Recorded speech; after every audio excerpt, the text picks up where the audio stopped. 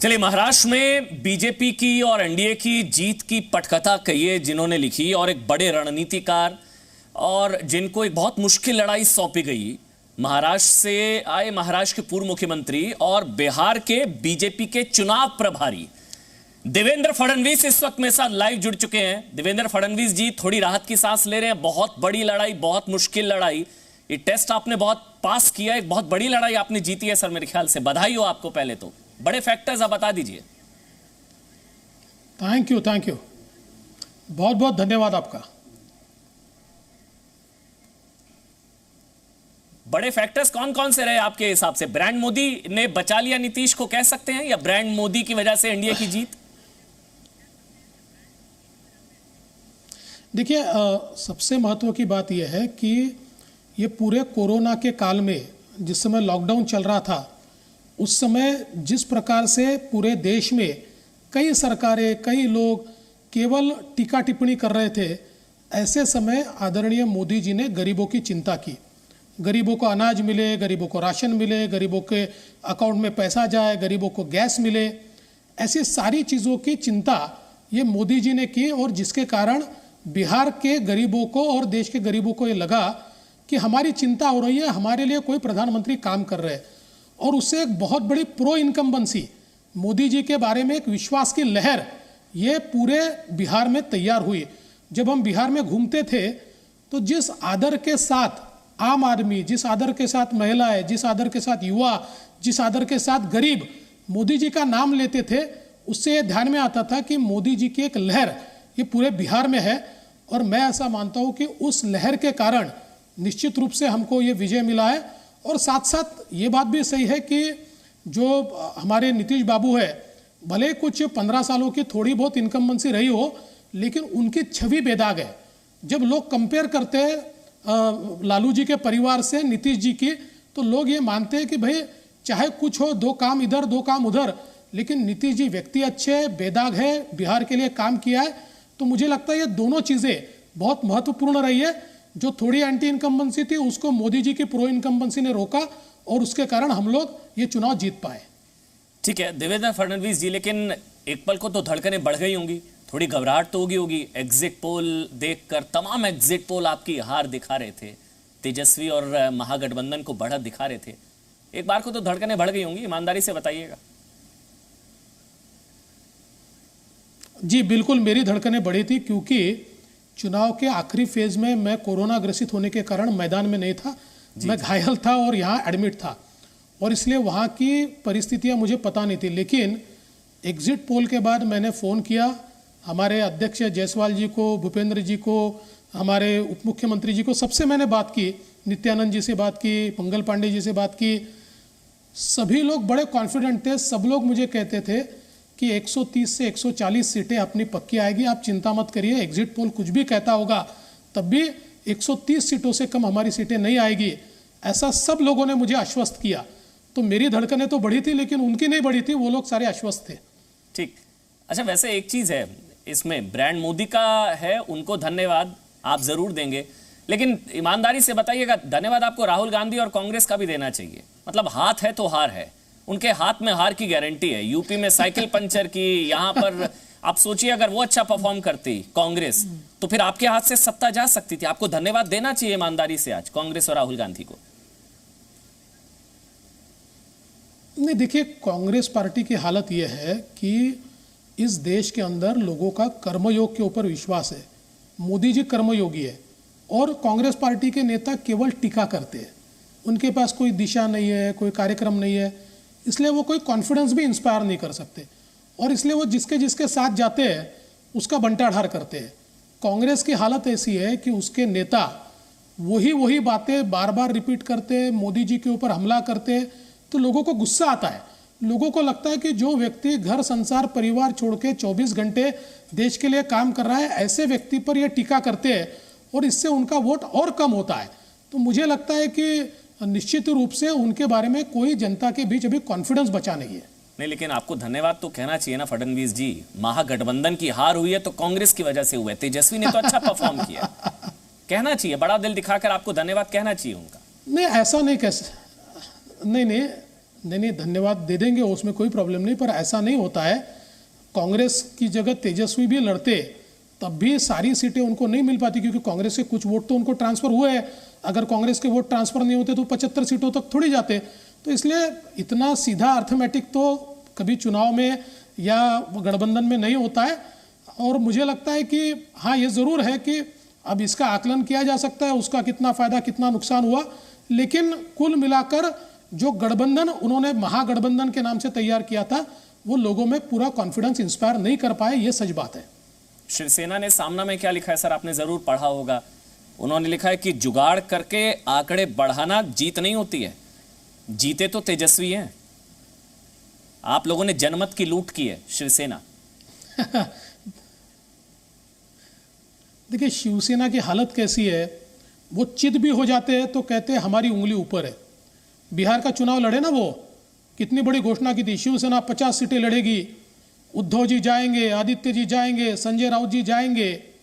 23 सीटें लड़े, पूरे 23 सीटों पर डिपॉजिट जब्त हुआ और नोटा से भी कम वोट उनको मिला। अभी तक ये रिकॉर्ड आप पार्टी के नाम से था, आप पार्टी का भी रिकॉर्ड तोड़ के एक नया रिकॉर्ड शिवसेना ने कायम किया और अपनी हालत पूरी पतली कर ली। इसलिए मुझे लगता है शिवसेना ने अपने गिरेबान में झांक कर देखना चाहिए। दूसरों को नसीहत देना बड़ा आसान होता है, लेकिन अपनी हालत क्यों पतली हो रही है, इसके ऊपर उन्होंने ध्यान देना चाहिए। ये जो आरोप बार बार लग रहा है कि जनमत की लूट की है, सीएम हाउस से फोन गया, चुनाव अधिकारी ने गड़बड़ की, ये तमाम जो आरोप लग रहे हैं, आरजेडी, कांग्रेस, पूरा अपोजिशन एक साथ, वो कह रहे हैं कि ये जीत थोड़ी ना है। देखिए, ये बड़ी हास्यास्पद बात है। बाजू के झारखंड में आरजेडी, झारखंड मुक्ति मोर्चा और कांग्रेस मिलकर जीतते हैं तो जीत है, फिर ईवीएम भी अच्छी है, इलेक्शन कमीशन भी अच्छा है, सारी चीज़ें एकदम बढ़िया है।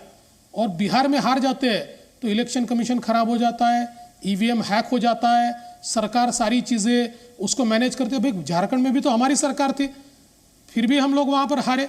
मुझे लगता है इतना हास्यास्पद बयान, कभी कभी नेताओं ने अपनी क्रेडिबिलिटी का भी विचार करना चाहिए।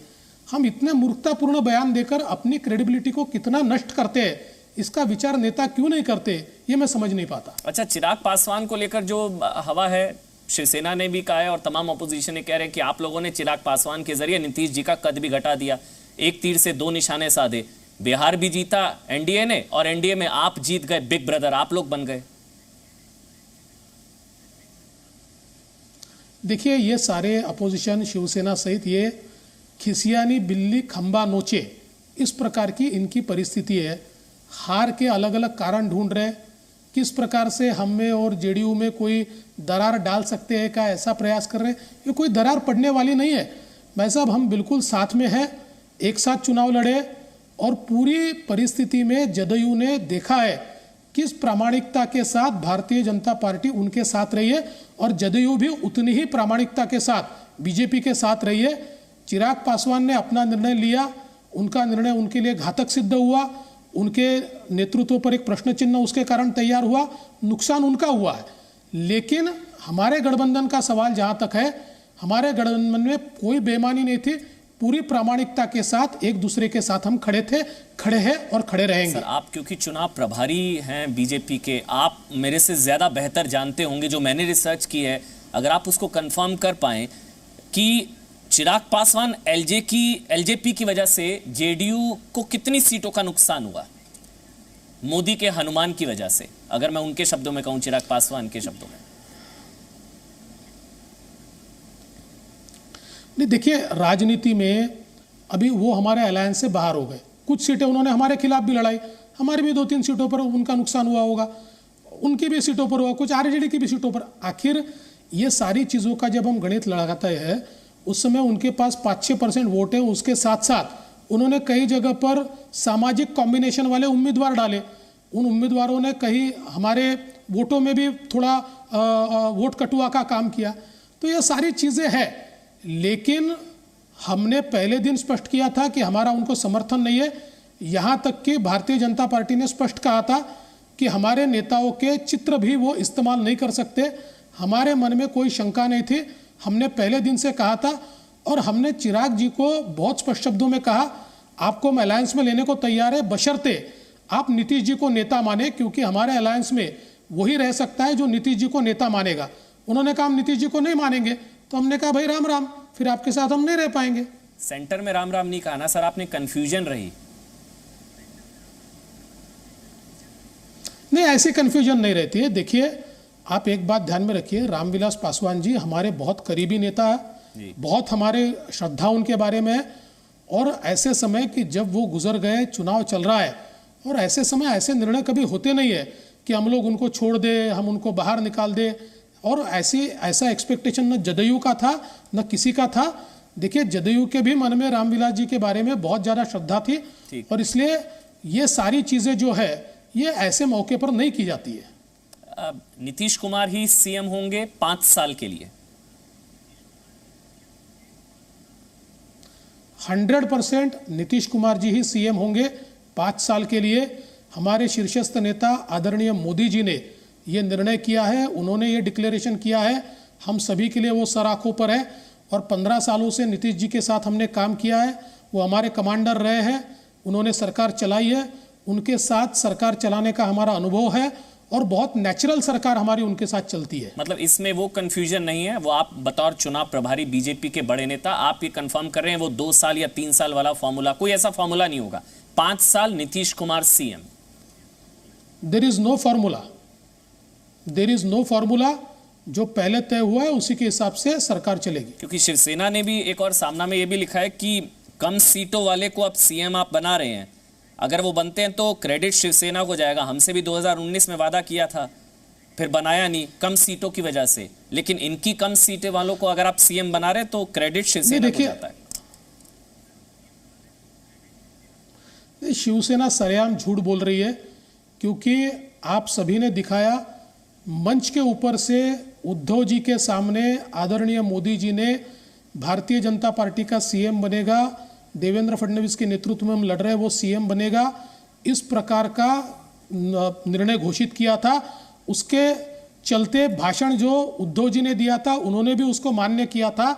बाद में सत्ता की लालसा में वो बदल गए, और सत्ता की लालसा में उन्होंने हमारा विश्वासघात किया। बीजेपी विश्वासघात करने वाली पार्टी नहीं है, बीजेपी जो बोलती है वो करती है। महाराष्ट्र में भी हमने जो कहा था वही किया, यहाँ पर भी हमने जो कहा वही कहेंगे। जी। Presenting B News app available on Google Play and App Store. Download it now.